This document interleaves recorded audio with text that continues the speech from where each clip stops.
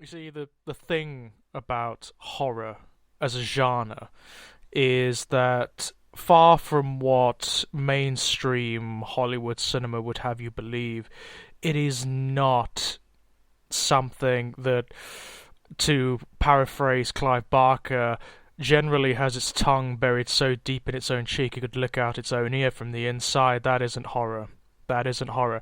What you get in cinemas around this country, around the Western world, in fact, of late, promoted as horror, generally is not. It isn't horror because you can get up and walk away from it. You can get up and walk away and not feel anything. In fact, the only thing you will feel is reinforced, consoled. That's not what horror does. It cannot, by definition, be called horror in that regard. Horror must, by definition, unsettle.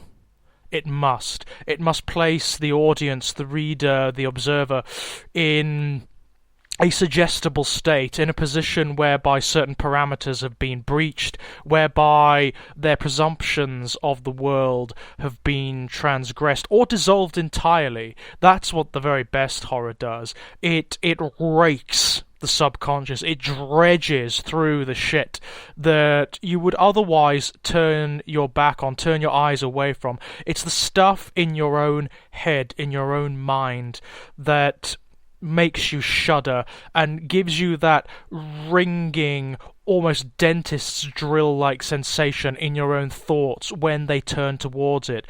Horror is the experiences that embarrass and distress and upset you. It's the recollection, the memory, the sublimated memory of shouting abuse at an innocent young child whilst you were at school. It's the sublimated memory of pulling the wings off of a moth or a butterfly to see what it would do. It's everything that upsets you, everything that makes you shudder. That's what good horror should do. It should upset you to a certain degree, but it should also make you realize why that is a necessary and even a potentially joyous and transcendental experience. That's what good horror does. Bad horror is what the genre has generally become, as previously mentioned, in mainstream horror cinema. It is paint by numbers or scare by numbers.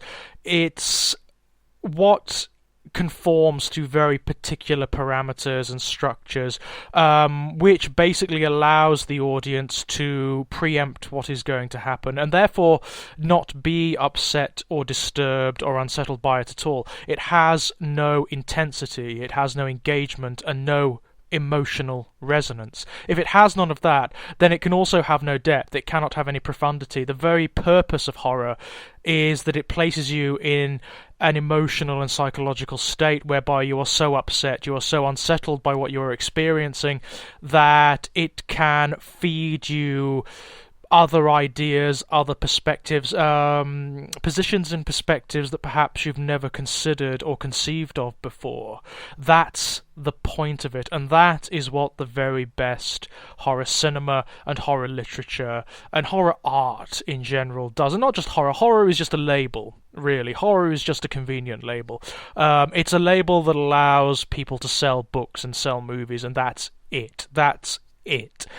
Whereas the very best works within that are nominally or ostensibly catalogued under the genre label don't go in. They weren't created with an eye towards creating something of horror.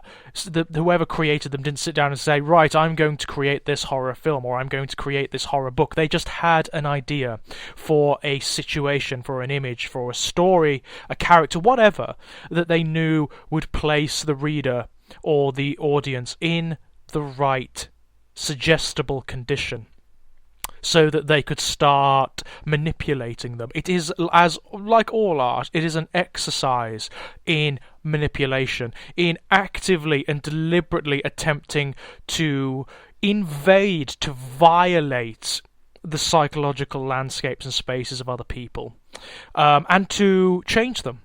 to corrode the structures, the cathedrals and skyscrapers of self that they've erected, the little cells in which they operate, to break them down and show them the horizons that exist beyond. It is an invasive, violational art in many respects, but the good stuff, the really good stuff, makes the audience and the reader love it. It makes them the acquiescent rape victim in many respects. It's a very perverse, troubling activity, but it's certainly one that I wouldn't conceive of doing in any other way.